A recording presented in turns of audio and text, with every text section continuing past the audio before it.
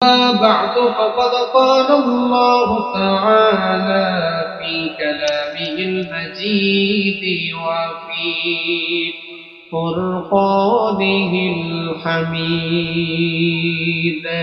أعوذ بالله من الشيطان الرجيم. بسم الله الرحمن الرحيم. إن الله وملائكته يصلون على النبي يا أيها الذين آمنوا صلوا عليه وسلموا تسليما. কেউ চুপ থাকবেন না, আমার সাথে পড়েন আল্লাহুম্মা সাল্লি আলা মুহাম্মাদ ওয়া আলা আলি মুহাম্মাদ কামা সাল্লাইতা আলা ইব্রাহিম ওয়া আলা আলি ইব্রাহিম ইন্নাকা হামিদুম মাজিদ. আল্লাহুম্মা বারিক আলা محمد وعلى آل محمد كما باركت على إبراهيم وعلى آل إبراهيم إنك حميد مجيد. ربي زدني علما ربي زدني علما.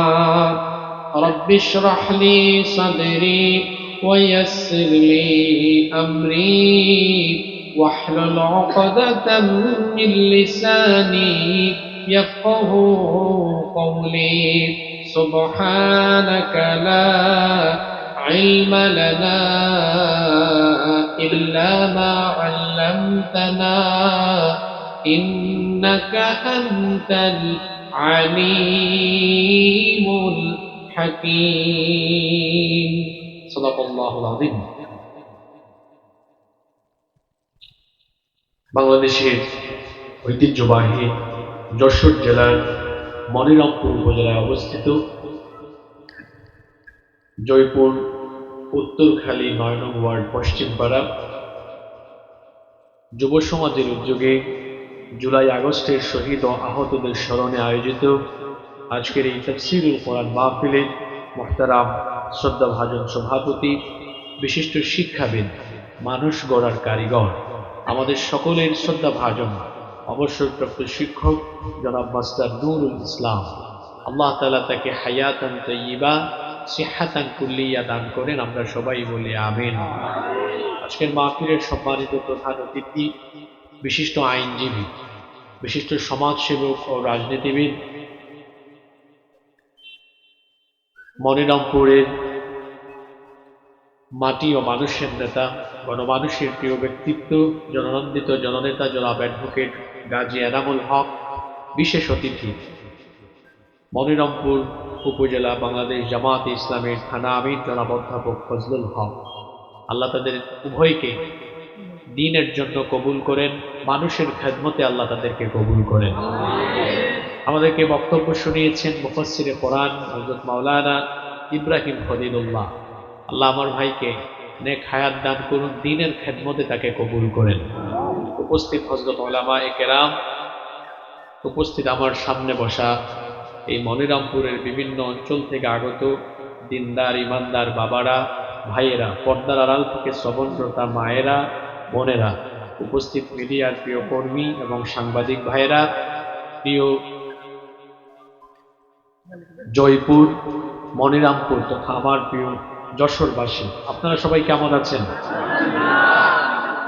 আলহামদুলিল্লাহ, আমিও আল্লাহর রহমতে ভালো আছি। আমাদের সবাইকে সুস্থতার সাথে বাঁচিয়ে রেখে আজকের এই সুন্দর বরকতময় নান্দনিক এবং জান্নাতি এই আয়োজনে আমাদেরকে শামিল হওয়ার তৌফিক যিনি দান করেছেন, গলার আওয়াজ বড় করে সবাই বলেন তো তিনি কে? সেই মহান রবের জন্য কালিমাতুশ শুকর আদায় করে সকলেই পড়ছি আলহামদুলিল্লাহ। অসংখ্য গণিত দুরূদ এবং সালাম পেশ করছি আমাদের প্রিয় নবী মুহাম্মদুর রাসূলুল্লাহ সাল্লাল্লাহু আলাইহি ওয়াসাল্লামের প্রতি, যাকে আল্লাহ তাআলা আমাদের হেদায়েতের জন্য পাঠিয়েছেন। আল্লাহুম্মা সাল্লি আলাইহি আল্লাহুম্মা বারিক আলাইহি। সম্মানিত উপস্থিতি, সময় তো থেমে নেই, সময় চলে যাচ্ছে, ফুরিয়ে যাচ্ছে। এজন্য অপ্রাসঙ্গিক অহেতুক কথা বলে আমরা সময় নষ্ট করতে চাই না।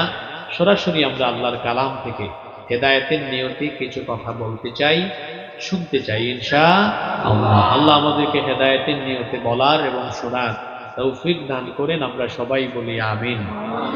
কিছুক্ষণ আগে সলাতুল আসর শেষ হলো, সামনে আরেকটি সলাত অত্যাসন্ন, সলাতুল মাগরিব। প্রতিদিন এইভাবে আমাদের জন্য 5 ওয়াক্ত নামাজের শিডিউল দেওয়া হয়েছে। এই নামাজের শিডিউল 5 ওয়াক্ত নামাজ কেন দেওয়া হয়েছে? আমরা শুধু 5 ওয়াক্ত নামাজে গিয়ে আল্লাহ তাআলাকে সাজদা দিব, শুধুমাত্র কি এই উদ্দেশ্যেই 5 ওয়াক্ত নামাজ দেওয়া হয়েছে? না, নামাজ শুধুমাত্র আল্লাহ তাআলাকে সাজদা দেওয়ার জন্য দেওয়া হয় নাই, কারণ আল্লাহ তাআলার সাজদার এত অভাব পড়ে নাই। আপনারা যদি আল্লাহকে সাজদা নাও দেন, এতে কি আল্লাহ তাআলার বিরাট বড় লস হয়ে যাবে? কারণ আপনারা ছাড়াও আল্লাহর এই সৃষ্টি জগতে অসংখ্য সৃষ্টিকুল আছে যারা প্রতিনিয়ত আল্লাহর তাসবিহ জপে আল্লাহকে সাজদা দেয়। সুবহানাল্লাহ। তাহলে শুধুমাত্র সাজদার উদ্দেশ্যে নামাজ দেওয়া হয় নাই, কেন দেওয়া হয়েছে? এটি হচ্ছে আমাদের জীবন পরিচালনার প্রশিক্ষণ। এই লাইনটা মনে রাখবেন। 5 ওয়াক্ত নামাজ ডেইলি আল্লাহ 5 বার নিয়ে আমাদেরকে 5 বার ট্রেনিং দেন, প্রশিক্ষণ দেন, কিভাবে আমরা আমাদের জীবন চালাবো। আমাদের জীবন পরিচালনার প্রশিক্ষণ যে ইবাদতের ভেতরে রয়েছে, সবাই একবার বলেন তো সেই ইবাদতের নাম কি? নামাজ। শুনতেছেন আপনারা? মনিরামপুর সম্পর্কে আমার আইডিয়া খুব ভালো। এখানে প্রচুর আলেম ওলামা এই অঞ্চলে আছেন, অনেক দ্বীনি মারকাজ এখানে আছে, অনেক মাদ্রাসা আছে, স্কুল কলেজ আছে। এখানকার মানুষ শিক্ষিত, ভদ্র, সচেতন। আমি গত 8-9 বছর ধরে মনিরামপুরে আসি। প্রতি বছর মাহফিলে আসলে দেখি মানুষ খুব মনোযোগ দিয়ে কথাবার্তা শুনে, শুধু মুসলমান নয়, এখানে অন্যান্য ধর্মের অনেক ভাই বোনরা বসবাস করে। আমি সচরাচর দেখেছি, আমি আমার মাহফিলে হিন্দু ভাই বোনদেরকেও আসতে দেখেছি, সবাই মনোযোগী হয়ে শোনে। আজকেও তার ব্যতিক্রম হবে না ইনশাআল্লাহ। আমি আপনাদের মনোযোগ আকর্ষণ করব, সবাই মনোযোগী থাকবেন। আল্লাহ মনোযোগী হয়ে শোনার তৌফিক দেন, বলেন আমিন। বলছিলাম নামাজ শুধুমাত্র সাজদা দেওয়ার জন্য দেওয়া হয় নাই, এটি হচ্ছে আমাদের জীবন পরিচালনার প্রশিক্ষণ। অর্থাৎ আমরা কিভাবে আমাদের জীবন চালাবো, জীবনের সকল দিক এবং বিভাগের ব্যবস্থাপনার প্রশিক্ষণ রয়েছে এই একটি ইবাদতে। সেই ইবাদতের নাম হলো নামাজ। এখন সকল শিক্ষা যদি আমি আপনাদের সামনে তুলে ধরতে চাই, তাহলে ধারাবাহিক অন্তত কয়েকদিন তাফসীর করলে মোটামুটি একটা কিনারে যাওয়া যাবে। আমাদের তো সময় খুব সংক্ষিপ্ত, এজন্য আমরা এই সংক্ষিপ্ত সময়ে অতি গুরুত্বপূর্ণ 15টি শিক্ষা আজকে আমরা আলোচনা করবার চেষ্টা করব ইনশাআল্লাহ। আজকে আমরা নামাজের 15টি মৌলিক শিক্ষা, একেবারে বেসিক মৌলিক 15টি শিক্ষা নামাজ থেকে বের করব। নামাজের মাধ্যমে এই শিক্ষাগুলো যে পাওয়া যায়, এটা যদি আমাদের বাস্তব জীবনে প্রতিফলন ঘটাতে পারি, আমাদের ব্যক্তি জীবন, পরিবার, সমাজ জীবন, রাষ্ট্রীয় জীবন বদলে যাবে ইনশাআল্লাহ। তাহলে আজকে আমরা নামাজের কয়টি শিক্ষা নিয়ে কথা বলবো? সবাই বলতে হবে কয়টি? 15টি। আলোচনার পরে কেউ যদি 15টা এক নিঃশ্বাসে বলতে পারে, তাকে আমার তরফ থেকে হাদিয়া দিয়ে যাব ইনশাআল্লাহ। মনোযোগ থাকবে তো? এক নিঃশ্বাসে বলতে হবে 15টা শিক্ষা। পারবেন? পারবেন না? ঠিক আছে, চলেন শুরু করি। নাম্বার 1, নামাজের প্রথম শিক্ষা। নামাজ আমাদেরকে পরিষ্কার পরিচ্ছন্ন জীবনযাপনের শিক্ষা দেয়। নামাজ আমাদেরকে পরিষ্কার পরিচ্ছন্ন জীবনযাপনের শিক্ষা দেয়। নামাজে যাওয়ার আগে কেউ কেউ অপরিচ্ছন্ন হয়ে, নোংরা হয়ে, অপবিত্র হয়ে নামাজে যায়। নামাজে যাওয়ার জন্য সবাই আগে পবিত্রতা অর্জন করে, গোসল করে, অজু করে, সুন্দর জামা কাপড় বা পরিচ্ছন্ন জামা কাপড় গায়ে দিয়ে মেসওয়াক করে পরিচ্ছন্ন হয়ে পরিপাটি হয়ে তারপরে নামাজে যায়। নামাজের এই শিক্ষাটা যদি আমরা নামাজের বাহিরে আনতে পারতাম, তাহলে আমার দেশের রাস্তাঘাটে তো নোংরা থাকতো না। আমি এজন্য আফসোস করে বলি, পৃথিবীর বহু অমুসলিম দেশে যেখানে মুসলমান নাই সেখানে ইসলাম আছে, আর মুসলমান বহু দেশে মুসলমান আছে কিন্তু ইসলাম নাই। কথা বুঝেন নাই আপনারা? আমার বাড়ি সিলেটে, আমার প্রচুর আত্মীয় স্বজন ইউরোপ আমেরিকায় বসবাস করে। আমিও কয়েকটা দেশ সফর করার আমার সুযোগ হয়েছে। দেখা যায় বিভিন্ন দেশ যেখানে অমুসলিম, কোনো মুসলমান নাই, আপনি একটা শু পরে বের হলে 2 দিন 3 দিন পড়তে পারবেন, জুতায় ময়লাও লাগবে না, রাস্তাঘাট এত পরিষ্কার। আশ্চর্য ব্যাপার, তাদের দেশে মুসলমান নাই কিন্তু ইসলামের যে নীতি, পরিচ্ছন্ন জীবনযাপন করার নীতি, ওটা তারা গ্রহণ করে ফেলেছে।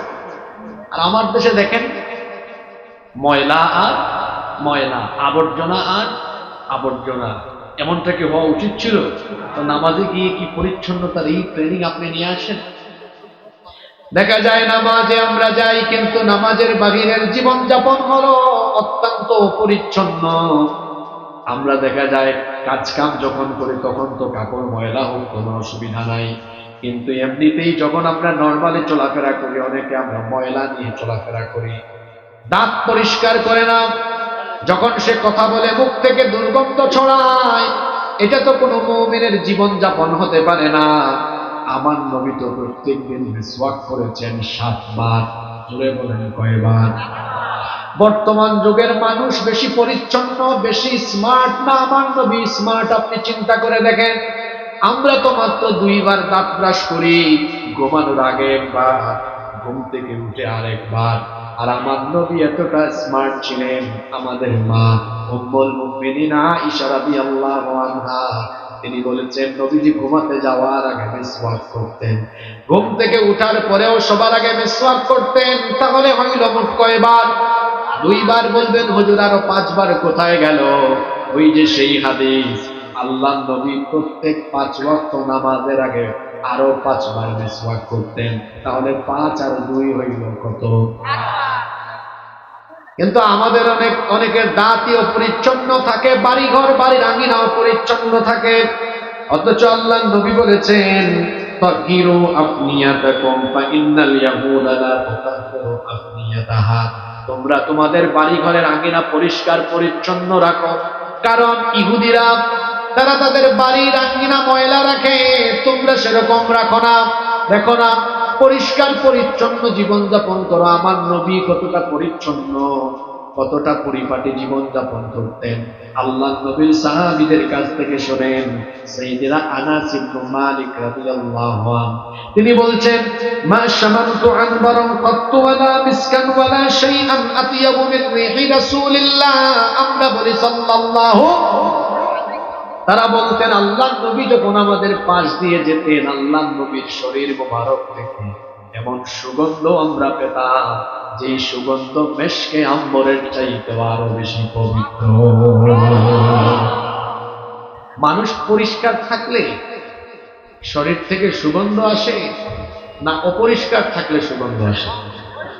পরিষ্কার থাকে। আমার রাসূল পরিষ্কার পরিচ্ছন্ন পরিপাটি জীবনযাপন করতেন। আমরা রাসূলের উম্মত হিসাবে আমরা নিজেদের মাথা থেকে পা পর্যন্ত পরিষ্কার পরিচ্ছন্ন রেখে পরিপাটি জীবনযাপন করব ইনশাআল্লাহ। এই শিক্ষা আমাদের ভেতরে আছে না নাই? আমরা আমাদের বাড়িঘর রাস্তাঘাট সবকিছু পরিচ্ছন্ন রাখবো। আমরা যদি নিজেরা এরকম দায়িত্ব নিতে পারতাম, বাংলাদেশের চিত্র বদলে যেত, একটি পরিচ্ছন্ন বাংলাদেশ আমরা পেতাম। এটা শুধু সিটি কর্পোরেশন আর সরকারের দায়িত্ব নয়। আমার বাড়ির সরকার তো আমি, আমার শরীরের সরকার আমি। আমার শরীরকে, আমার বাড়িকে, আমার রাস্তাঘাটকে আমি পরিচ্ছন্ন রাখবো। এভাবে যদি দায়িত্ব নিতে পারতাম, বাংলাদেশ কি বদলে যেত না? আল্লাহ এগুলো আমাদেরকে মানার তৌফিক দেন। তাহলে নামাজের 1 নম্বর শিক্ষা পেলাম, নামাজ আমাদেরকে পরিচ্ছন্নতার শিক্ষা দেয়। নাম্বার 2, নামাজের 2 নম্বর শিক্ষা হলো নামাজ আমাদেরকে ঐক্যবদ্ধ থাকার শিক্ষা দেয়। ঐক্যবদ্ধ থাকতে হবে, দলাদলি করা যাবে না, বিভেদ ঘটানো যাবে না, ঐক্যবদ্ধ থাকতে হবে। নামাজ কি একা একা আদায় করলে হয় না জামাতে আদায় করতে হয়? একা একা নামাজ আদায় করলে তো নামাজের হক আদায় হয় না। এজন্য আল্লাহ বলেছেন ওয়া আকিমুস সালাতা ওয়া আতুজ যাকাতা ওয়ারকাউ মা'আর রাকিঈন। কোরআনে কারীমের 2 নম্বর সূরা সূরাতুল বাকারা এর 43 নম্বর আয়াতে আল্লাহ বলছেন সালাত কায়েম করো আর যাকাত দাও, এবং যারা রুকু করে রুকুকারীদের সাথে রুকু করো, অর্থাৎ জামাতের সাথে নামাজ আদায় করো, দলবদ্ধ হয়ে কাঁধে কাঁধ লাগিয়ে কাতারবদ্ধ হয়ে একসাথে নামাজ আদায় করো। এই যে আমরা নামাজের টাইমে কিছুক্ষণ আগে আসরের নামাজ আমরা আদায় করলাম, সেখানে আমরা কাঁধে কাঁধ লাগিয়ে সকল মুসলমান যেভাবে এক কাতারে দাঁড়িয়ে গেলাম, আল্লাহর কসম করে বলি পৃথিবীর 200 কোটি মুসলমান যদি আজ এইভাবে একই কাতারে কাতারবদ্ধ হয়ে দাঁড়িয়ে যায়, মুসলমানরা যদি ঐক্যবদ্ধ থাকে, মুসলমানদের বিরুদ্ধে লাগার সাহস এই দুনিয়ায় কেউ কোনোদিন পাবে না। আমাদের ঐক্য আছে। আপনারা তো সাধারণ মানুষ, আপনাদের কথা কি বলবো, দুঃখের কথা। আমরা যারা হুজুর জাতি আছি বাংলাদেশে, আমাদের ঐক্য আছে। ব্যাঙ পাল্লায় রাখা যেমন কঠিন, হুজুরদেরকে এক সারিতে বসানো এরকম কঠিন। এই দলাদলি করায় আমাদের লাভ হচ্ছে না ক্ষতি হচ্ছে? আপনারা কথাগুলোকে ভিন্ন আঙ্গিকে নিবেন না, একটু বোঝার চেষ্টা করেন। আমরা যখন ঐক্যবদ্ধ থাকি তখন তো আমাদের শক্তি বাড়ে। যখন আমরা আলাদা আলাদা থাকি তখন অবস্থা এমন হয় যে ইসলাম বিরোধীরা আমাদেরকে ধরপাকড়ের জন্য নির্যাতন নিপীড়নের বেশি সুযোগ তারা তখন পায়। 2009 সালে যখন শহীদ আল্লামা দেলোয়ার হোসেন সাঈদী রহমতুল্লাহ আলাইহি তাকে যখন ধরা হলো, অনেকেই তখন চুপচাপ ছিলেন। বাংলাদেশে বিভিন্ন ঘরানার আলেম ওলামা আছেন না, চুপচাপ ছিলেন। অনেকে একমত অবলম্বন করেছেন, মনে করেছেন আমাদের বলেন না, আমাদের কি আসে যায়। উনি যখন শহীদ হলেন, দেখা গেল তার ইন্তেকালের পরে সব ঘরানার আলেম ওলামারা বিবৃতি দিয়েছেন, দুঃখ প্রকাশ করেছেন, দোয়া করেছেন। ওনার ইন্তেকালের পরে এটা করলেন। আমি তো দুঃখ করে বলি, বাংলাদেশে বেঁচে থাকতে মানুষকে মূল্যায়ন করা হয় না, মারা যাওয়ার পরে মূল্যায়ন করা হয়। তিনি যখন জীবিত ছিলেন 2009 সালে যখন তাকে অন্যায়ভাবে গ্রেফতার করা হলো, এরপরে যদি সবাই সম্মিলিত প্রতিবাদ করতেন, তাকে কি এইভাবে অন্যায়ভাবে আটকায় রাখা যেত? কথা বললেন না। এই পরিণতি তো আপনারা সবাই ভোগ করলেন। পরে 2024-এর এই আন্দোলনের আগ পর্যন্ত আপনারা আমাকে বলেন, কোন দলের আলেম ওলামার হাতে হাত করা লাগানো থেকে কেউ বাঁচতে পেরেছে? আমরা ভাগ করি না যে মাওলানা মামুনুল হক কৌমি, আমির হামজা আলিয়া, আর তারা দুইটারে ধইরা দুইজনকে এক জেলে রাখে। কথা বোঝেন নাই? আমরা নিজেরা দলাদলি করি, আর তারা কিন্তু আমাদেরকে এক চোখে দেখে, যে টুপি আছে দাঁড়িয়ে আছে আলেম, এদেরকে ধরো। কৌমি হোক, আলিয়া হোক, সারসিনা হোক, আর যে দলের যে মতের যে মাসলাকেরই হোক না কেন, চরমুনাই হোক আর যাই হোক, কি বুঝলেন? আমরা নিজেদের মধ্যে ঠেলাঠেলি করি, কিন্তু ওরা যখন আমাদের বিরুদ্ধে পরিকল্পনা করে তখন কাউকে বাদ দিয়ে পরিকল্পনা করে না। আমরা যদি আল্লামা সাঈদীকে গ্রেফতার করার পরে সবাই সম্মিলিত আওয়াজ তুলতে পারতাম, আমার মনে হয় গত 15 বছরে এত আলেমদের উপর নির্যাতন হতো না। এই সুযোগটা আমরা তৈরি করে দিলাম, এই জন্য কেউ নির্যাতন থেকে বাঁচলো না। আলেমরা তো হলোই হলো, আমার দেশের ছাত্ররা জীবন দিল, যুবকরা জীবন দিল, আমার দেশের নিরপরাধ অনেক মানুষকে অন্যায়ভাবে হত্যা করা হয়। এদেশের হাজার হাজার তরুণরা বুকের তাজা রক্ত ঢেলে দিয়ে এই বাংলাদেশকে জুলুম মুক্ত করল। এর দায়িত্ব আমরা এড়াতে পারি না।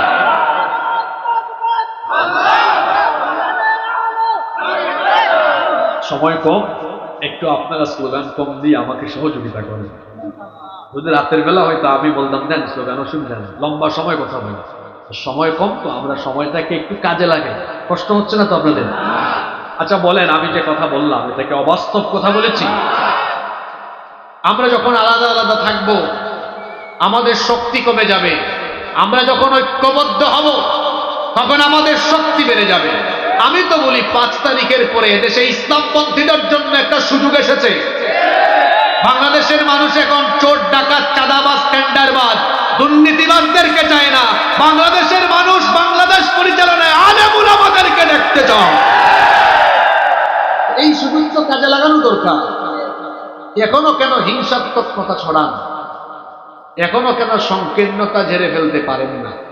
আমি আজকে এখানে বললাম, আগামীকাল সকাল 10টার ভেতরে যদি বাংলাদেশের সকল ইসলামী দল, সব আলেম ওলামা এক সারিতে একটু বসে মানুষকে দেখাতে পারেন, 1 ঘন্টার ভেতরে, দুপুর 11টার ভেতরে বাংলাদেশের মানুষ ঘর থেকে বের হয়ে রাস্তায় আন্দোলন করবে, আমরা এই সম্মিলিত ঐক্যবদ্ধ আলেমদের হাতে বাংলাদেশ তুলে দিতে চাই। আপনারা এটা করেন না কেন? রেশারেশি বাদ দেন, দলাদলি বাদ দেন। আমাদের মধ্যে বেশি পার্থক্য নাই। পার্থক্য হলো সামান্য কিছু মাসালা মাসায়েল নিয়ে। এগুলো আমাদের খরচ কোনো বিষয় নিয়ে আমাদের মধ্যে অনৈক্য নাই। আমি আপনার সাথে 49টা মাসালার অমিল রেখে 51টা বিষয়ের মিল থাকলে ঐক্য করতে রাজি আছি। কিন্তু আমাদের একটা বদখাসলত হলো, আমার সাথে যদি কারো একটা মতের অমিল হয় তখন আমি তাকে কাফির বানায় দিই, গোমরা বানায় ছেড়ে দিই। আরে ভাই, তার সাথে আপনার একটা বিষয় মিলে নাই, কিন্তু 99টা বিষয়ের তো মিল আছে। তাকে একবার যদি আপনি কাফির বলেন, 99টার মিল থাকার কারণে 99 বার তাকে মুমিন বলা লাগবে। আমি তো আপনার সাথে 49টা বিষয়ের অমিল থাকলো আমি আপনার সাথে এক টেবিলে বসতে রাজি আছি, কারণ আপনার সাথে তো আমার 51টা বিষয়ের মিল আছে। কওমি আর আলিয়া আলাদা করবেন না। কওমি মাদ্রাসা সেটাও দ্বীনি মারকাজ, আলিয়া মাদ্রাসা সেটাও দ্বীনি মারকাজ। আমাদের 2 চক্ষু, আমরা আলিয়া আর কওমিকে 2 চক্ষু দিয়ে সমানভাবে দেখি। আমরা ঐক্যবদ্ধ একটি জাতি চাই, দ্বিধা বিভক্ত থাকতে চাই না। আমরা সবাই মিলে ঐক্যবদ্ধ হয়ে আমাদের মাঝখানের অনৈক্যের দেয়ালকে ভেঙে চুরে টুকরা টুকরা করে দিয়ে একটি ঐক্যবদ্ধ সোনালী বাংলাদেশ গড়ে তুলতে চাই। এজন্য আমরা অনৈক্যের প্রাচীরকে ভেঙে চুরে টুকরা টুকরা করে দিই ইনশাআল্লাহ। এই মনিরামপুরে হিন্দু মুসলিম বসবাস করে, মিলেমিশে বসবাস করব। এখানে সম্প্রীতি আমরা নষ্ট করব না, কারণ ইসলাম আমাদেরকে সম্প্রীতির শিক্ষা দেয়। এই মনিরামপুরে যারা হিন্দু ভাই বোনেরা আছেন তাদেরকে আমরা বলছি, এদেশে ইসলাম কায়েম হলে আপনাদের টেনশনের কারণ নাই। আমার ভাষায় আমি বলি, মায়ের কোলে শিশু যেমন নিরাপদ, ইসলামী রাষ্ট্রে মুসলমানদের কাছে অমুসলিমরা তেমন নিরাপদ। আপনাদেরকে নিয়ে অনেকে রাজনীতি করে আর আপনাদেরকে রাজনীতির বলির পাঠা বানায়। ইসলাম কায়েম হলে এই সুযোগ থাকবে না। আপনাদের ন্যায্য অধিকার আপনাদেরকে দেওয়া হবে, আপনাদের ধর্ম আপনারা পালন করবেন স্বাধীনভাবে। এই দেশে নির্বিঘ্নে নিরাপদে নিশ্চিন্তে আপনারা বসবাস করবেন। ইসলামী সরকার সেই দায়িত্ব সঠিকভাবে পালন করে দেবে। আমরা একটি ঐক্যবদ্ধ সুন্দর বাংলাদেশ দেখতে চাই। এই শিক্ষা নামাজের ভেতরে আছে না নেই? আল্লাহ তো বলেছেন, ওয়া'তাসিমু বিহাবলিল্লাহি জামিআন ওয়া লা তাফাররাকু, ঐক্যবদ্ধ হয়ে তোমরা আল্লাহর দ্বীনের রজ্জুকে আঁকড়ে ধরো, খবরদার পরস্পর বিচ্ছিন্ন হয়ে যাও না। ঐক্যবদ্ধ থাকার ভেতরে রহমত আছে। ঐক্যবদ্ধ থাকলে পরে এই জাতির উপরে যে রহমত নাযিল করেন তিনি কে? আল্লাহ রব্বুল আলামিন। কোরআনুল কারীমের 4 নম্বর সূরা সূরাতুন নিসায়ের 175 নম্বর আয়াতের জন্য বলছেন, ফাআম্মাল্লাযীনা আমানু বিল্লাহি ওয়া'তাসামু বিহি ফাসায়ুদখিলুহুম ফী রাহমাতিন মিনহু ওয়া ফাদলিন ওয়া ইয়াহদিহিম ইলাইহি সিরাতান মুস্তাকিমা। আল্লাহ তাআলা বলছেন, অতএব যারা আল্লাহর উপর ঈমান আনয়ন করে এবং এর উপরে যারা সবাই ঐক্যবদ্ধ হয়ে যায়, আল্লাহ তাআলা তাদেরকে তার রহমতের ভেতরে এবং অনুগ্রহের ভেতরে প্রবেশ করা, এবং আল্লাহ তাআলা তখন তাদেরকে সিরাতে মুস্তাকিম সোজা পথে পরিচালিত করে। ঐক্যবদ্ধ থাকায় রহমত আছে। এই শিক্ষা নামাজের ভেতরে আছে না নাই? আচ্ছা, আমার দিকে তাকান, নামাজে দাঁড়ালে কি কোনো এলাকায় এটা বলে, এই আমরা কৌমি মাদ্রাসার, আমরা কৌমি, আমরা সামনে থাকি, তোরা আলিয়া, তোরা পিছনে যা। আমরা জামাত করি, আমরা সামনে, তোরা হেফাজত করিস, খেলাফত তোরা পিছনে। এই চিত্র দেখা যায় না, বরং নামাজে দেখা যায় জামাত, হেফাজত, চরমুনাই, আওয়ামী লীগ, বিএনপি সব এক কাতারে দাঁড়ায়। এভাবে যদি যারা মুসলমান সবাই নামাজের বাহিরে এক কাতারে দাঁড়াতো, গোটা পৃথিবী মুসলমানরা শাসন করত। এই ঐক্যের শিক্ষা আছে।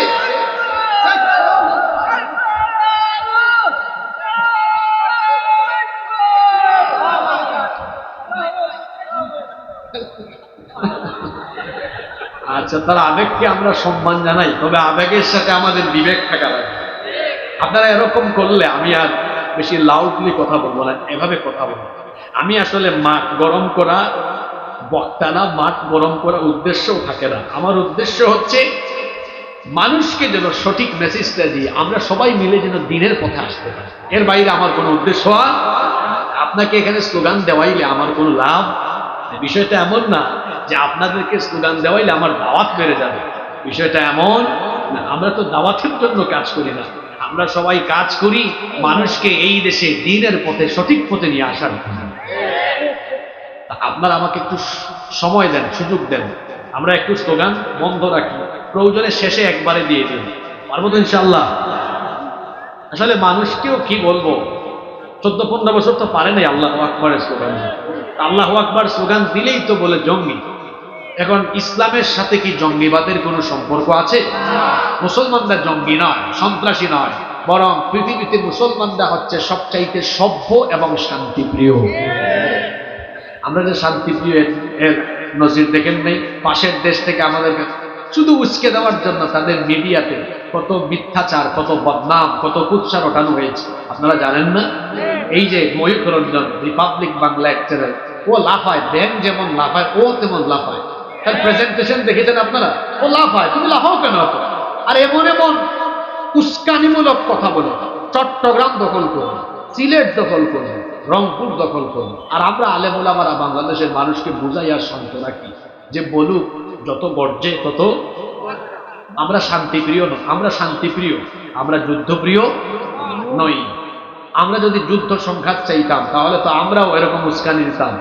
আমরা উস্কানি দেই না, তবে আমরা শুধু এতটুকু বলে সতর্ক করি, ভাই আমরা শান্তিপ্রিয়, যুদ্ধপ্রিয় নই।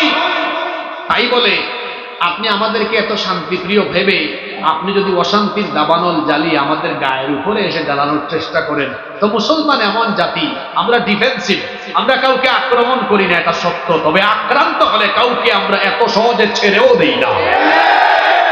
সাবধান হয়ে যান। আমার দেশের মানচিত্রের উপরে কুনজর দিবেন না, সেই চক্ষু আমরা উপরে ফেলতে জানি। আমার দেশের দিকে কেউ যদি কালো হাত মারায়, সেই কালো হাতকে আমরা ভেঙে চুরে টুকরা টুকরা করে দিব। এই দেশে আমরা হিন্দু, মুসলমান, বৌদ্ধ, খ্রিস্টান মিলেমিশে বসবাস করছি, করব। এই দেশের সম্প্রীতি কোনোদিনও নষ্ট হবে না ইনশাআল্লাহ। বলছিলাম নামাজ আমাদেরকে ঐক্যের শিক্ষা দেয়। নাম্বার 3 নাম্বার, নামাজ আমাদেরকে ভ্রাতৃত্ববোধ শেখায়। এই যে নামাজে আমরা দাঁড়াই, কুলিওয়ালা, ঠেলাওয়ালা, রিক্সাওয়ালা, মেথর, মুচি, আপার ক্লাসের মানুষ, লোয়ার ক্লাসের মানুষ, সমাজের সাধারণ নাগরিক, এমপি, মন্ত্রী, নামাজে মসজিদে ঢুকলে কারোর সাথে কারো কোনো ভেদাভেদ থাকে? সবাই এক কাতারে দাঁড়িয়ে যায়। দেখা যায় কোটিপতির পাশে রিক্সাওয়ালা দাঁড়িয়ে গিয়েছে, এমপি সাহেবের পাশে সাধারণ জনগণ দাঁড়িয়ে গিয়েছে। কোটিপতি ওই ভাই রিক্সাওয়ালাকে এই কথা বলার সাহস নাই যে তুমি সামান্য রিক্সাওয়ালা, তুমি কেন আমার পাশে দাঁড়ালে? এই কথা বলার সাহস আছে নাকি? ঠিক তেমনি ভাবে এমপি সাহেব সাধারণ জনগণকে এই কথা বলতে পারবেন না যে তুমি সাধারণ নাগরিক আমার পাশে কেন দাঁড়ালে। এটা যদি কেউ বলেও ফেলে, তাহলে ওই রিক্সাওয়ালা বা সাধারণ নাগরিক সে বলে উঠবে, এইটা মসজিদ, আল্লাহর ঘর, ফুটানি দেখানোর জায়গা নয়। এখানে তুমিও আল্লাহর গোলাম, আমিও আল্লাহর গোলাম। সুবহানাল্লাহ। এই যে নামাজের ভেতরে আমাদের সুন্দর এক ভ্রাতৃত্বের নমুনা দেখা যায়, নামাজের বাহিরেও আমরা যদি সমাজে ভাই ভাই হয়ে মিলেমিশে বসবাস করতে পারি, একটি সুন্দর বাংলাদেশ আমরা পেয়ে যাব। এখানে কি ভাই ভাই মিলেমিশে থাকি? নামাজে দেখা যায় ছাড় দেয়, এক ভাই আরেক ভাইকে ছাড় দেয়, দাঁড়াইছে জায়গা হচ্ছে, কই ভাই আরেকটু আমার পাশে আসেন, একটু ঘেসে দাঁড়ান। নামাজের বাইরে সুযোগই দেয় না। সুযোগ দেয়? সুযোগ দেয় না। নামাজের ভেতরে দেখা যায়, দেখেন তো এরকম হয় কিনা, এক যুবক ছেলে দাঁড়িয়েছে নামাজে, ওই যে এখন তো শীতকাল, মসজিদে কার্পেট বিছানো থাকে, এখন পিছনে হয়তো কার্পেট বিছানো নাই, যুবক দাঁড়িয়েছে, দেখছে এক মুরব্বী বাবা আসছেন, কয় বাবা আপনি বয়স্ক মানুষ, বুড়া মানুষ, আপনি সামনে যান, কার্পেট আছে, আমি যুবক দাঁড়াই। এই যে সুন্দর শিক্ষা, এই শিক্ষাটা নামাজের বাইরে যদি থাকতো, এক যুবক বাসে উঠেছে, এক মুরব্বী বাবা উঠেছেন, দাঁড়িয়ে আছেন, বাবা আপনি বসেন আমি দাঁড়িয়ে থাকি, এগুলো যদি আমরা নামাজের বাইরে আনতাম, আমাদের সমাজটা বদলে যেত, ঠিক কিনা? এই ভ্রাতৃত্ববোধের শিক্ষা আমরা নামাজের বাহিরে নিয়ে আসবো, এই দেশ পাল্টে যাবে ইনশাআল্লাহ। কষ্ট হচ্ছে নাকি আপনাদের? নাম্বার 4, 4 নাম্বার, নামাজ আমাদেরকে পাংচুয়ালিটি, সময় আনুবর্তিতার শিক্ষা দেয়। টাইম ম্যানেজমেন্ট, কিভাবে সময়কে কাজে লাগাতে হয়। আজকের যুব সমাজ সবচেয়ে বেশি সময় নষ্ট করে। যুবক ভাইয়েরা যারা পড়াশোনা করো, ছাত্ররা, তোমরা ভদ্র ছেলের মতো সত্য কথাটা স্বীকার করো। এখন তো যুবকদের সময় নষ্টের প্রধান হাতিয়ার হলো এই মোবাইল। সত্য কথাটা বলো তো, প্রতিদিন মোবাইলে তোমরা কত ঘন্টা সময় দাও? মাশাআল্লাহ, এখানে একজন সাহসী ছেলে পাওয়া যায়, স্বীকার করছে, সত্য কথা বলতে সাহস লাগে 10 ঘন্টা, তবে আরো বেশি আছে। আমি যদি ধরি তাহলে 10 থেকে 14 ঘন্টা। 24 ঘন্টার মধ্যে যদি 10 থেকে 14 ঘন্টা সময় কেউ মোবাইলে কাটিয়ে দেয়, ওর জীবনের তো অর্ধেকের বেশি সময় মোবাইলেই চলে যাচ্ছে। আহারে, যে সময়টুকু আমার ছাত্র ভাইয়েরা ফেসবুকে, ইন্টারনেটে নষ্ট করে, এই সময়টুকু তারা যদি পড়ালেখায়, গবেষণায় কাটাতো, আমি তো বলি এই বাংলাদেশের ঘরে ঘরে বিজ্ঞানী, দার্শনিক, মনীষী, গবেষকের জন্ম হতো। সময় নষ্ট করো না ভাই। সময় হচ্ছে মানুষের জীবনের সবচেয়ে দামি নেয়ামত।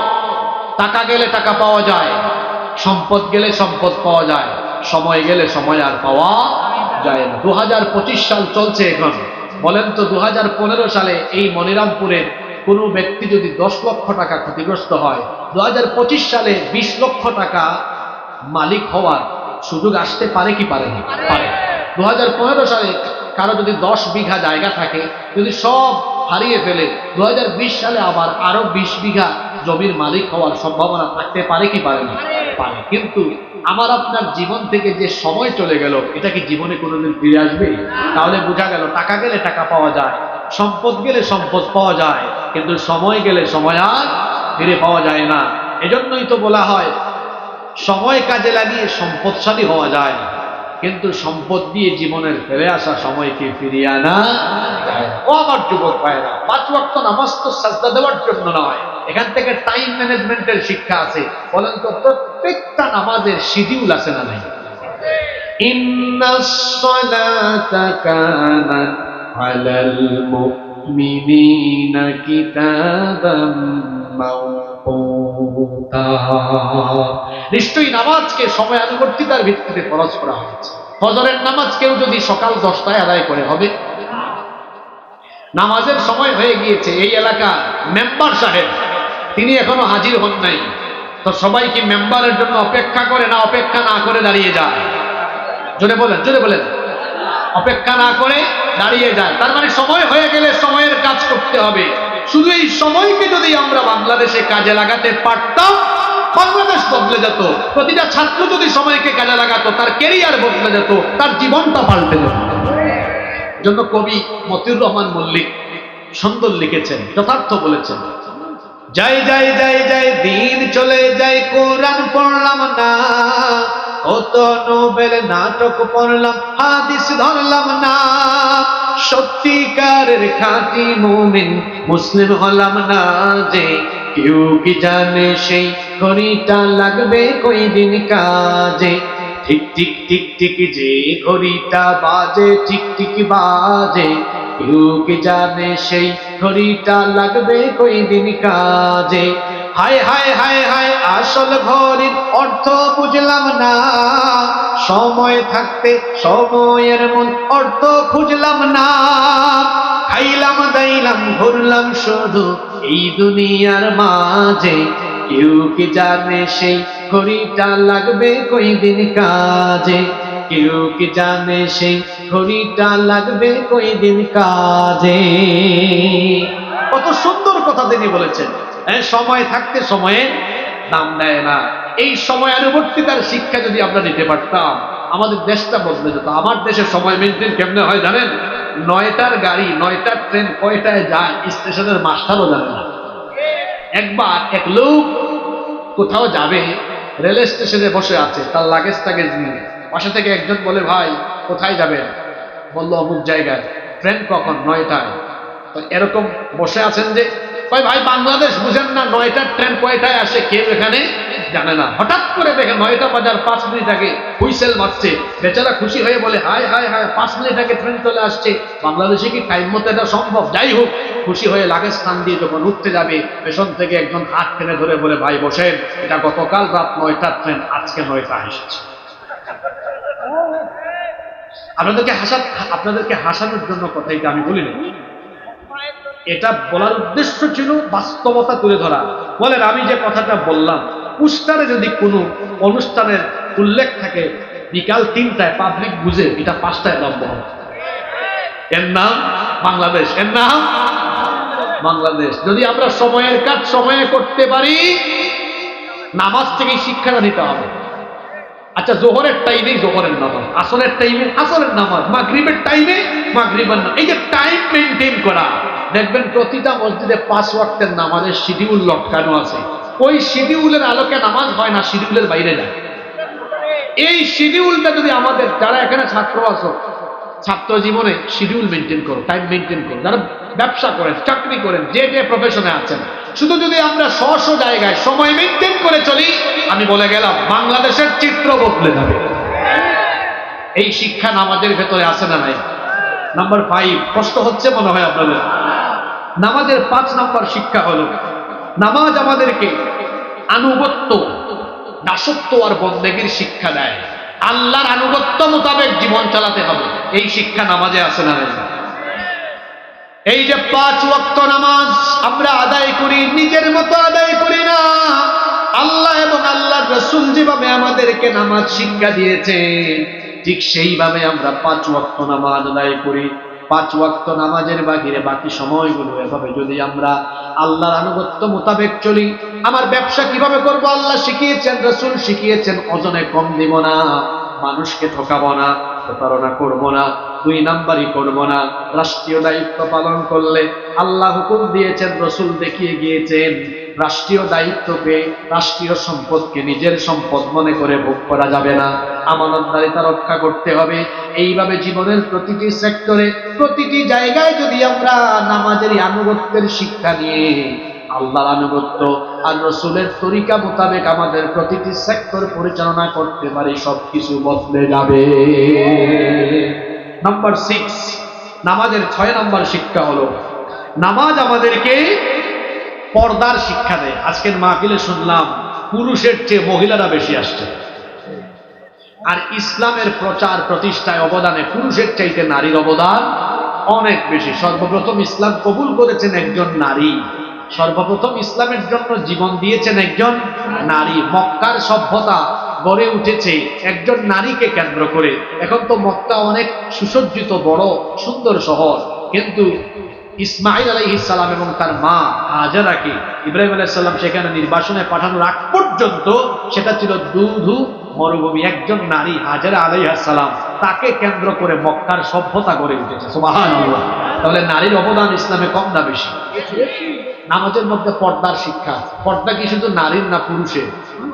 সূরা নূর পড়বেন, সেখানে আল্লাহ নারীদের চক্ষু নিয়ন্ত্রণের আগে পুরুষের চক্ষু নিয়ন্ত্রণ করার কথা বলেছেন।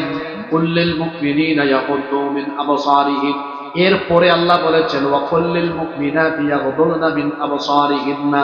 নারী পুরুষকে আল্লাহ হুকুম দিয়েছেন একই রকম, কিন্তু আগে বলেছেন পুরুষের কথা, পরে বলেছেন নারীর কথা। নারী হোক পুরুষ হোক, আল্লাহ বলেছেন পর পুরুষ বা পর নারীর দিকে তারা তাদের চক্ষুকে না দিয়ে চক্ষুটাকে নিম্নগামী করে রাখবে। হুকুমটা কার? নামাজের মধ্যে পর্দার শিক্ষা আছে। যুবক ভাইয়েরা বলেন তো দেখি, নামাজে যখন আমরা দাঁড়াই আমরা কি যেদিকে মন চাই সেদিকে তাকাই নাকি? আমরা সাজদার দিকে তাকাই। আমরা চক্ষুকে যেমন নামাজে নিয়ন্ত্রণ করি, মসজিদের বাহিরে, নামাজের বাহিরে, এভাবে যদি আমরা আমাদের চক্ষু নিয়ন্ত্রণ করি, আমার সামনে দিয়ে সুন্দরী জরিনা সকিনা যাবে, কিন্তু আল্লাহর ভয়ে আমি তাকাবো না। যেভাবে নামাজে আমি আল্লাহর ভয়ে পিছনে ডানে বামে তাকাই না, সাজদার স্থানের দিকে তাকাই, যেভাবে নামাজে আমার চোখের নিয়ন্ত্রণ করি, নামাজের বাহিরে আমি যদি পরনারীর দিকে আমার চক্ষু না দেই, এটাই হবে আসল মুমিনের চরিত্র। এভাবে আমরা নামাজ থেকে আরো চমৎকার চমৎকার শিক্ষা নিতে পারি। পর্দার শিক্ষা কেমনে নামাজে আছে দেখেন। একজন নারী বা একজন পুরুষ যখন নামাজে দাঁড়ায়, নামাজে সতর্ক থাকা ফরজ না নফল? তো নামাজে যেমন সতর্ক থাকা ফরজ, নামাজের বাহিরেও পর্দা মেনটেন করা ফরজ না নফল? পর্দার শিক্ষা এখান থেকে পেলেন। মায়েরা বোনেরা যারা শুনতেছেন শুনেন, আপনারা কখনো আপনার শরীরের সুন্দর চামড়া দেখায়া ওর পুরুষকে দেখায়া চলাফেরা করবেন না, বরং বুরখা পরিধান করে, নিকাব পরিধান করে তারপরে ঘর থেকে বের হবেন। আরো একটা কথা মাঝখান দিয়ে বলে ফেলি, আমরা যখন পর্দার কথা বলি, তখন কিছু সুশীল নামের, বুদ্ধিজীবী নামের কিছু লোক আছে যারা বাংলাদেশে বলে বেড়ায় এই মোল্লারা পর্দার কথা বলে নারীদেরকে ঘরে আটকায় রেখেছে। আমি প্রায় সময় একটা ঘটনা এরকম বলি। একবার এক শেয়াল মুরগির খামারের পাশে গিয়েছে। ও খামারি যিনি ছিলেন, উনি মুরগির খামারের চারপাশে যে নেট আছে না, নেট দিয়ে অথবা যে কোনো ভাবে একটা বেড়া দিয়ে রেখেছে। শেয়াল গিয়ে বলতেছে, এই মুরগি, তোদেরকে দেখে খুব খারাপ লাগতেছে রে আমার। ওই শেয়াল মামা, এত খারাপ লাগে কেন? ওই বুঝোস না কেন খারাপ লাগে? আমারে তাকায় দেয়, আমার কোনো জেলখানা নাই, আমারে কেউ আটকায় রাখতে পারে না, যেদিকে মন চাই সেদিকে ঘুরে বেড়াই। তুইও যদি আমার মতো হইতি তাহলে তো ঘুরে বেড়াতে পারতি। এক মুরুখ তখন উঠে বলে, মামু, আপনার মতলব বুঝছি, আমরা যদি আপনার মতো স্বাধীন হইতাম, আপনি আমাদেরকে ধরে ধরে মজা করে খাওয়ার সুযোগটা পাইতেন। আপনি সুযোগ পাইতেছেন না দেখে এই কথা বলতেছেন যে আমরা পরাধীন। আমরা পরাধীন না, আমাদের মালিক নেট দিয়ে আটকায় রেখে আপনার থেকে আমাদেরকে হেফাজত করে রেখেছে। শিয়াল যেমন মুরগির স্বাধীনতা চায়, লুচ্চা বদমাশরাও নারী স্বাধীনতার নামে নারীকে বেপরদা করে রাস্তাঘাটে তার ইজ্জত লুণ্ঠনের ব্যবস্থা করতে চায়। তবে বুদ্ধিমান বিচক্ষণ নারীরা ওই মুরগির মতো জবাব দেয়, এই রে শিয়াল মামু, আমাদের মালিক যদি আমাদেরকে এভাবে স্বাধীন বানায় ছেড়ে দেয়, আমাদেরকে ধরে ধরে তুমি খাই ফেলবা। আমার মা বোনরাও আলেম ওলামাদের পক্ষে বলবেন, আলেম ওলামারা যদি আমাদেরকে পর্দায় থাকার জন্য আল্লাহর এই নির্দেশগুলো না শোনাতো, তাহলে তোদের মতো লুচ্চা বদমাশদের কারণে রাস্তাঘাটে আমরা নিরাপদে চলতে পারতাম না। পর্দা নারীর সম্মান কমায় নাই, পর্দা নারীর ইজ্জত বাড়িয়ে দিয়েছে। পর্দার শিক্ষা নামাজে আছে না নাই? আমরা আমাদের ঘরের নারীদেরকে পর্দায় রাখবো না রাখবো না?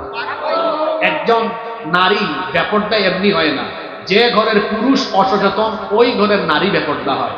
আপনি স্বামী, আপনি সচেতন থাকলে আপনার বউ বেপর্দা হতে পারবে? জীবনেও পারবে না।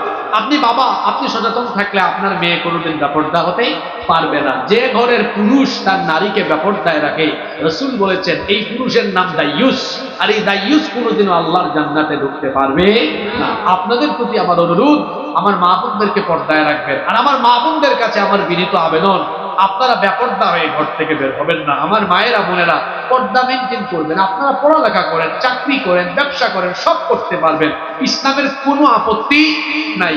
পর্দা করবেন কেন? নিজের প্রোটেকশনের জন্য। আপনি পর্দা করে যখন বের হবেন, তখন কোনো ছেলে দেখে বলবে না, দোস্ত দেখ জিনিস যায়।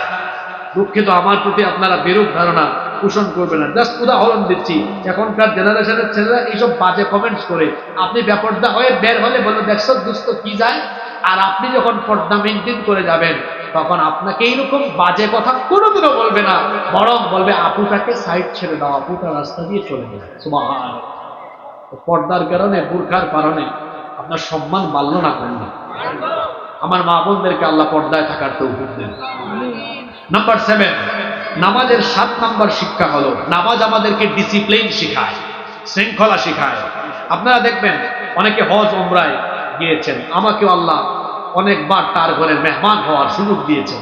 তো ওখানে গেলে দেখা যায় ওই যে কাবা শরীফ সবাই কি করে, গোল গোল হয়ে তওয়াফ করে, কেউ আবার বসে জিকির আজকার করে, কেউ তাসবিহ জপে, কেউ কোরআন তেলাওয়াত করে। দেখবেন জুমার দিনে মসজিদে হুজুর আরবি খুতবা যখন দেন, সামনে পিছনে ডানে বামে সবাই কেমন করে জানি বসে। ইকামত আরম্ভ হয়ে গেলে সবাই সব সোজা করে কাতারবদ্ধ হয়ে শৃঙ্খলার সাথে দাঁড়িয়ে যায়। সুবহানাল্লাহ। এই শৃঙ্খলাটা যদি আমরা নামাজের বাহিরে আনতে পারি, আমাদের দেশে এত উশৃঙ্খলা বিশৃঙ্খলা, যদি বলেন দাঁড়ান বসে যায়, বসেন দাঁড়িয়ে যায়। এই যে বিমানে চলাফেরা করলে দেখবেন আমাদের বাঙালিদের স্বভাব হলো এমন, শুধু রানওয়েতে বিমান ল্যান্ড করা মাত্রই কেবিন ক্রু বলে যে বিমান পুরোপুরি না থামা পর্যন্ত কেউ নিজ আসন থেকে দাঁড়াবেন না। কি আর বিমান থামবে, শুধু ল্যান্ড করলেই হয়েছে, বাঙালি সিট বেল্ট খুলে তার লাগেজ থাকবে। এই বিশৃঙ্খলা আমাদের। তারপরে কোথাও লাইন ধরে দাঁড়িয়েছে, এখন কার আগে কে যাবে। আমি একদিন দেখি এক লোক বিশাল লম্বা লাইন, এখন সে পিছনে পড়ে যাবে, কেমনে সামনে যাবে। একজনকে বলে ভাই ওই যে দেখেন একটা জিনিস দেখা যায়, ওরে ওদিকে তাকায়া ওর আরো 5-4 জনের সামনে চলে যায়। এরকম হয় কি হয় না? তো নামাজের ভেতরে তো ডিসিপ্লিন আছে, এই ডিসিপ্লিন নামাজের বাহিরে আনলে আমার জাতি উন্নত হয়ে যাবে ইনশাআল্লাহ। নাম্বার 8। আচ্ছা, বাকি পয়েন্টগুলো বলবো না মোনাজাত করে ফেলবো? বাকি পয়েন্টগুলো সেন্সিটিভ, কুলাইতে পারবেন তো? বাকি পয়েন্টগুলো সব সমাজ আর রাষ্ট্রের সাথে জড়িত, বলবো? নাম্বার 8 নাম্বার, নামাজ আমাদেরকে সঠিক নেতা নির্বাচনের শিক্ষা দেয়। বলবো? আচ্ছা বলেন তো, নামাজে জামাতে আমরা নামাজ আদায় করলে অযোগ্য, অপদার্থ, মূর্খ, আলেম না এরকম কোন ব্যক্তিকে আমরা কি নামাজের ইমাম বানাই? এরকম ব্যক্তি ইমাম হলে আপনারা নামাজ আদায় করবেন? নামাজে যেমন একজন বেআমল কিংবা একজন অযোগ্য অপদার্থ লোক নামাজের ইমাম হওয়ার যোগ্যতা রাখে না, ঠিক তেমনি নামাজের এই শিক্ষা নামাজের বাহিরে এনে কোনো অযোগ্য, অপদার্থ, চোর, বাটপার, সন্ত্রাস, দুর্নীতিবাজকে সমাজ এবং রাষ্ট্রের নেতা বানানো যাবে না। এই শিক্ষা নামাজে আছে না নেই? ঠিক তো এত জোরে বললেন আপনারা, যদিও যশোরের মানুষ খুব ভালো, আমি জানি আপনাদেরকে খুব ভালোবাসি, আমি আল্লাহর জন্য ভালোবাসি।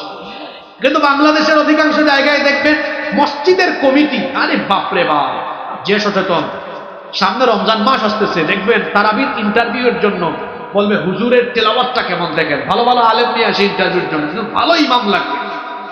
আবার এই মসজিদের কমিটি, মসজিদের মুসল্লি দেখা যায় ইলেকশন আসলে, নির্বাচন আসলে, তখন যে বেশি টাকা খাওয়াতে পারবে, যার চরিত্র যত খারাপ, তাকে দেখা যাবে ভোট দিয়ে সমাজের নেতা বানিয়ে দিবে। আরে আপনার মসজিদ তো মাত্র 2000-4000 স্কোয়ার ফিটের মসজিদ। এই মসজিদ সুন্দরভাবে পরিচালনার জন্য যেমন যোগ্য ইমাম দরকার, ঠিক তেমনি একটা ইউনিয়ন, একটা উপজেলা পরিষদ, একটি সংসদীয় আসন 56,000 বর্গ মাইলকে সুন্দরভাবে দুর্নীতিমুক্ত, ক্ষুধামুক্ত একটি সুন্দর দেশ হিসাবে পরিচালনার জন্য সেখানেও নামাজ থেকে শিক্ষা নিয়ে সৎ, আমানতদার, আল্লাহওয়ালা, পরহেজগার মানুষকে সমাজের নেতা বানানো দরকার। এই শিক্ষা নামাজ থেকে নিতে পারলে আমার দেশ বদলে যাবে। আমার দেশে সম্পদের কোনো অভাব নাই। আপনাদের এলাকায় আজকে আসার সময় দেখলাম রাস্তার 2 ধারে সরিষা ক্ষেত, মনে হয় খুব সরিষা হয় এখানে। হ্যাঁ, আমাদের তো অভাব নাই, এখানে প্রতিটা গাছে গাছে দেখলাম হাড়ি লাগানো, হ্যাঁ, খেজুরের রস। এত নেয়ামত এই দেশে, দেখেন সুবহানাল্লাহ। মাটি তো এমন, এখানে যেটা ফেলা হয় সেটা হয়ে যায়। ধান আছে, গম আছে, ভুট্টা আছে, সরিষা আছে, কি নাই এই দেশে? ওই উত্তরবঙ্গে গেলে দেখা যায় নওগাঁ, জয়পুরহাট, কুড়িগ্রাম, নীলফামারী, দিনাজপুর, এত ক্ষেত ওই দিকে, আলু, শাক সবজি, ধান, অভাব নাই। আমার বাড়ি সিলেটে, এখানে আছে পাথরের খনি, আছে সেখানে কয়লার খনি, সিলেটে আছে গ্যাসের খনি, চায়ের সম্পদ। চট্টগ্রামে যান, সাগরের বহু নেয়ামত আল্লাহ আমাদেরকে দিয়েছেন। এই দেশে সম্পদের কোনো অভাব নাই, শুধু অভাব হলো ভালো মানুষের। এই দেশে যেমন আছে সম্পদের খনি, তেমনি এই দেশকে লুটপাট করে খাওয়ার জন্য আছে চোর আর ডাকাতের খনি। এই দেশে 54 বছর ধরে শুধুমাত্র দল আর ব্যক্তি চেঞ্জ হয়েছে, পরিবর্তন হয়েছে, কিন্তু মানুষ সুখ পায় নাই। মানুষ সুখ পেয়েছে খাসলতে কি? 5 তারিখের পরে 7 তারিখ, কয় তারিখ? আমি তো চট্টগ্রাম শহরে বসবাস করি। আমি এক এলাকায় গেলাম পারিবারিক কাজে, একটা জিনিস কিনবো। বললাম ভাই এখন তো মনে হয় ব্যবসা বাণিজ্য খুব আরামে করতেছেন। কয় হুজুর কে বলছে আপনাকে আরামে করতেছি? সিন্ডিকেট, চাঁদাবাজি আগের জায়গায় আছে, শুধু ব্যক্তির পরিবর্তন হয়ে গিয়েছে। এইরকম বাংলাদেশ আমরা চাই না। আমরা চাঁদাবাজ মুক্ত, টেন্ডারবাজ মুক্ত একটি আদর্শ বাংলাদেশ চাই। এটা পাবো কেমনে?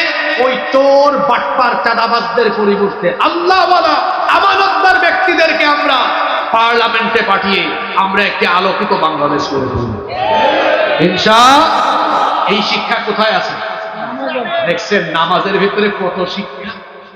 এটা শুধু সাজদার জায়গা না, এটা হচ্ছে জীবন পরিচালনার, ওই যে একটা লাইন বলছিলাম, জীবন পরিচালনার প্রশিক্ষণ, জীবন পরিচালনার। বাকিগুলা কি বলবো? নাম্বার 8, নামাজের 8 নাম্বার শিক্ষা হলো নামাজ আমাদেরকে নেতার প্রতি, আটটা হয়েছে দেখা যায়। নাম্বার 9 নাম্বার, নামাজ আমাদেরকে নেতার প্রতি আনুগত্য শিখায়। নেতার প্রতি কি শিখায়? কিভাবে? আচ্ছা, হুজুর যখন নামাজে দাঁড়ান, ইমাম সাহেব তিনি যখন রুকুতে যান, মুসল্লি কি সেজদায় যায়? মুসল্লিও তখন কিসে যায়? রুকুতে যায়। ইসলামী রাষ্ট্রে যদি আল্লাহওয়ালা শাসক থাকে, তার আনুগত্য করা তখন ফরজ হয়ে দাঁড়ায়। তিনি যে কর্মসূচির ডাক দিবেন সেই কর্মসূচিতে তখন সবাই অংশগ্রহণ করবে। এই শিক্ষা নামাজের ভেতরে আছে না? 10 নাম্বার, নামাজ আমাদেরকে ভুল নেতৃত্ব সংশোধন করার শিক্ষা দেয়। অন্ধ আনুগত্য করা যাবে না। পৃথিবীতে কেবলমাত্র অন্ধ আনুগত্য একজনের করা যায়, তিনি মুহাম্মাদুর রাসূলুল্লাহ সাল্লাল্লাহু আলাইহি ওয়াসাল্লাম। শর্তহীন আনুগত্য, অন্ধ আনুগত্য করতে হবে রাসূল, এছাড়া কারো অন্ধ আনুগত্য করা যাবে। যদি আমার নেতা কোনো ভুল করে, আমার দেশের কোনো নেতা, কোনো রাষ্ট্রপ্রধান যদি ভুল করে, তখন কি করতে হবে? এই শিক্ষা নামাজে আছে। ইমাম সাহেব নামাজে আল্লাহু আকবার নামাজ শুরু করেছেন, এরপরে আমরা জানি নামাজ শুরু করতে হয় সূরা ফাতিহা দিয়ে। ইমাম সাহেব ভুল করে বসছেন, আল্লাহু আকবার, ইয়াসিন ওয়াল কুরআনিল হাকীম। আপনারা চুপ থাকবেন নাকি? পিছন থেকে তখন বলে উঠবে আলহামদুলিল্লাহি রাব্বিল আলামিন। ভুল করেছে, সংশোধন দিচ্ছে। নামাজে যেমন ইমাম সাহেব ভুল করলে পিছন থেকে মুসল্লি সংশোধনী দেয়, ঠিক তেমনি রাষ্ট্র ব্যবস্থায়, সমাজ ব্যবস্থায় কোন নেতা যখন কুরআন সুন্নাহ ইসলাম মুসলমান দেশ আর দেশের স্বাধীনতা সার্বভৌমত্বের বিপরীতে চলে যাবে, তখনই সবাই ঐক্যবদ্ধ হয়ে প্রতিবাদী আওয়াজ তুলতে হবে। এই শিক্ষা নামাজে আছে না নাই? 11 নম্বর, আজান হয়ে যায় নাকি আবার? 11 নম্বর, নামাজের 11 নম্বর শিক্ষা হলো নামাজ আমাদেরকে 10 না তো 11, ওই যে এখানে আলোচনা নোট হচ্ছে, নোট করা হচ্ছে। 11 নম্বর, নামাজের 11 নম্বর শিক্ষা হলো নামাজ আমাদেরকে ভুল নেতৃত্ব পরিবর্তন করা শিক্ষা দেয়। এটা যুবকরা আমল করে ফেলছে বাংলাদেশে। আচ্ছা, কোন ইমাম সাহেবের লোকমা দেওয়ার পরেও শুনে না, এটাকে নামাজের সামনে রাখে না টেনে নিয়ে আসে? ঠিক তেমনি কোন শাসক ভুল করলে প্রথমে সংশোধনী দেওয়া হবে, সংশোধনী দেওয়ার পরেও যদি ঘাড় তেরামি করে 5 তারিখে যেভাবে করে যুবক তরুণরা, ছাত্র জনতা ঐক্যবদ্ধ হয়ে একদম গতি ছাড়া করে দিয়েছে, এই বাংলাদেশে কেউ যদি আবার ফেসিবাদ স্বৈরাচার কায়েম করতে চায়, ঘাড় ধরে টেনে নামায়া দেওয়া হবে।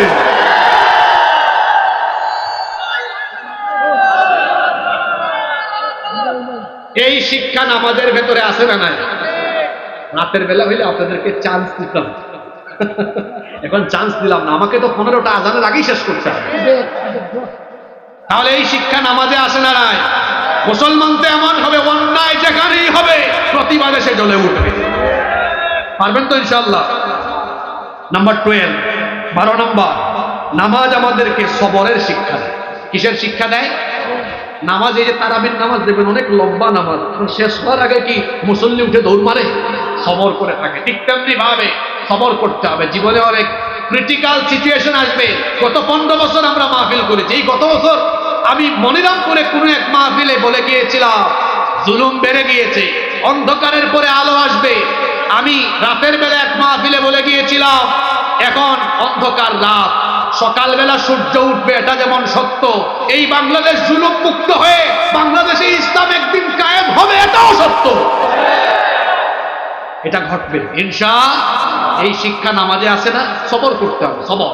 নাম্বার 14, নামাজের 14 নম্বর শিক্ষা হলো, 13 নম্বর, খালি ভুল হয়ে যায় না। 13 নম্বর শিক্ষা হলো নামাজ আমাদেরকে জীবন সংশোধনের শিক্ষা দেয়। জীবনে ভুল হতে পারে, মানুষ মাত্রই ভুল। আচ্ছা, নামাজে ভুল হয় না? নামাজে ভুল হলে ওই ভুল নামাজকে সংশোধনের জন্য আমরা সাজদা দেই। সাজদার নাম কি? সুজুদে সাহু, তাই না? সাজদায়ে সাহু, সাহু সাজদা দেই। তো সাহু সাজদা দিলে যেমন নামাজটা কি হয়ে যায়? শুদ্ধ হয়ে যায়। ঠিক তেমনি আমি আপনি আমাদের জীবন পরিচালনায় ভুল হয়ে যেতে পারে। অনেক যুবকেরা এখানে আছে, জিনা ব্যভিচার করে ফেলেছে, জীবনে ভুল করেছে, গুনাহ করে ফেলেছে। ভুল করে ফেললে, গুনাহ করে ফেললেও জীবনটাকে সংশোধন করার জন্য আল্লাহ তার একটা দরজা খোলা রেখেছেন। এই দরজার নাম হলো তওবা। আপনি যতই ভুল করেন না কেন, হাদিসে কুদসিতে আল্লাহ তাআলা বলেছেন, লাউ বালাগাত যুনুবুকা আনানাস সামাই সুম্মা আস্তাগফারতানি গফারতু লাক। বান্দা, তোমার গুনাহ যদি আকাশের উচ্চতায় পৌঁছে যায়, আকাশ সম পরিমাণ গুনাহ নিয়ে তুমি যদি অনুতপ্ত হয়ে তওবা করে আমার সামনে আসো, আমিও আকাশ সম পরিমাণ দয়া নিয়ে হাজির হয়ে তোমার সব গুনাহ মাফ করে দিব। তাহলে জীবন পরিবর্তনের শিক্ষা, জীবন সংশোধনের শিক্ষা নামাজে নাই? আছে। কিসের মাধ্যমে? তওবার মাধ্যমে। আমরা তওবা করে ফেলবো ইনশাআল্লাহ। নামাজের 14 নম্বর শিক্ষা হলো, নামাজ আমাদেরকে নিয়ন্ত্রিত জীবনযাপনের শিক্ষা দেয়। নিয়ন্ত্রিত জীবনযাপন। এই যে নামাজে দাঁড়ায়, হাতটা বাঁধে, অনেকে বুকের উপরে বাঁধে, নাভির উপরে বাঁধে, এটা নিয়ে ভেজাল করে না, এগুলা কোনো অসুবিধা নাই, যার যেখানে মন চায় বাঁধুক। এই যে নামাজে আমরা যেমন নামাজে হাত বাঁধি, ঠিক তেমনি নামাজের বাইরে এই হাত নিয়ন্ত্রণ করবেন। এই হাত দিয়ে কখনো ইসলামের বিরুদ্ধে লিখবেন না, এই হাত দিয়ে চাঁদাবাজি করবেন না, এই হাত দিয়ে অন্যায় অপকর্ম করবেন না। নিয়ন্ত্রিত জীবনযাপনের শিক্ষা নামাজ থেকে নিতে হবে। 15 এবং সর্বশেষ হলো, নামাজ আমাদেরকে 15 নম্বর যে শিক্ষা দেয়, নামাজ আমাদেরকে একটি কুরআনময় সমাজ রাষ্ট্র গঠনের শিক্ষা দেয়। নামাজে আপনারা কয়টা কিতাব থেকে তেলাওয়াত করেন? কেউ কি নামাজে বুখারী শরীফ পড়ে, মুসলিম শরীফ পড়ে? কোন তেলাওয়াত, কোন গ্রন্থ তেলাওয়াত করে?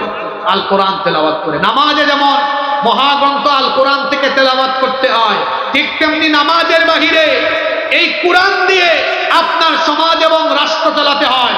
কারণ কোরআন কোনো ধর্মীয় গ্রন্থ নয়, এটা হলো জীবন পরিচালনার পূর্ণাঙ্গ জীবন বিধান, পূর্ণাঙ্গ জীবন ব্যবস্থা। নামাজে যেমন কোরআন থেকে তেলাওয়াত করতে হয়, তেমনি মুসলমান জন্ম থেকে মৃত্যু পর্যন্ত তার রাজনীতি, অর্থনীতি, সমাজনীতি, গোটা জীবন কোরআন দিয়ে চালাতে হবে। এই শিক্ষা নামাজে আছে না নাই? তাইলে নামাজের এই কয়টা শিক্ষার কথা বললাম? এক ওয়াক্ত নামাজের শেষে ওয়াজ শুরু করেছিলাম, আরেক ওয়াক্ত নামাজ চলে আসলো। 2 ওয়াক্ত নামাজের মাঝখানে আমরা নামাজের শিক্ষা নিয়ে কথা বললাম। কারণ নামাজ শুধু সাজদা দেওয়ার জন্য দেওয়া হয় নাই। আমি একটা লাইন বলেছিলাম, সেটা হলো, নামাজ হলো জীবন পরিচালনার প্রশিক্ষণ।